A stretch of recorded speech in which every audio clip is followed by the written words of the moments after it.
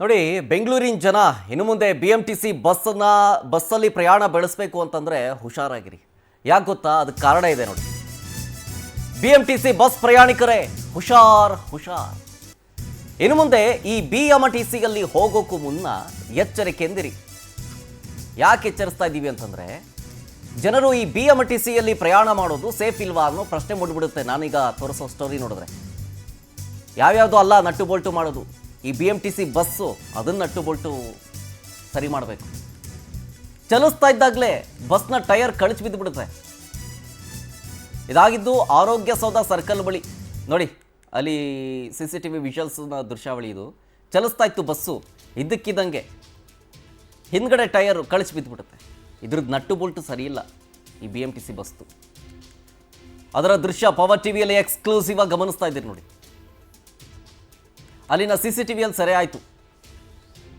ಹಿಂಬದಿ ಟೈರ್ ಕಳಚಿದ ಪರಿಣಾಮ ನೆಲಕ್ಕೆ ಕಚ್ಚಿಬಿಟ್ಟಿದೆ ಬಸ್ಸು. ಹಂಗೆ ನೋಡಿ, ಸದ್ಯ ಏನು ಅಪಾಯ ಆಗಿಲ್ಲ. ಸದ್ಯ ಓವರ್ ಸ್ಪೀಡಲ್ಲಿ ಇದ್ದಿದ್ರೆ ಏನು ಸಮಸ್ಯೆ. ಈಗ ಏನು ಬೆಂಗಳೂರು ಬಿಟ್ಟು ಹೊರ ಪ್ರದೇಶಗಳಿಗೆ ಏನಾದರೂ ಹೋಗ್ತಾ ಇದ್ದಿದ್ರೆ, ಖಾಲಿ ರೋಡ್ ಇದ್ದಿದ್ದರೆ, ಓವರ್ ಸ್ಪೀಡಲ್ಲಿ ಇದ್ದಿದ್ದರೆ, ಆವಾಗ ಈ ಚಕ್ರ ಕಳಚಿದ್ದಿದ್ರೆ ಏನಾಗ್ತಿತ್ತು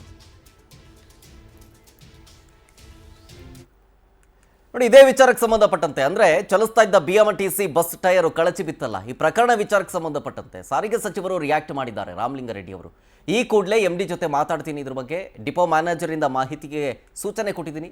ಡೈಲಿ ಬಸ್ಗಳಿಂದ ಸಾವಿರಾರು ಟ್ರಿಪ್ಗಳಾಗುತ್ತೆ, ಹಾಗಾಗಿ ಈ ರೀತಿಯ ತಾಂತ್ರಿಕ ಸಮಸ್ಯೆ ಆಗುತ್ತೆ ಅಂತಂದ್ರು ರಾಮಲಿಂಗಾರೆಡ್ಡಿ ಅವರು.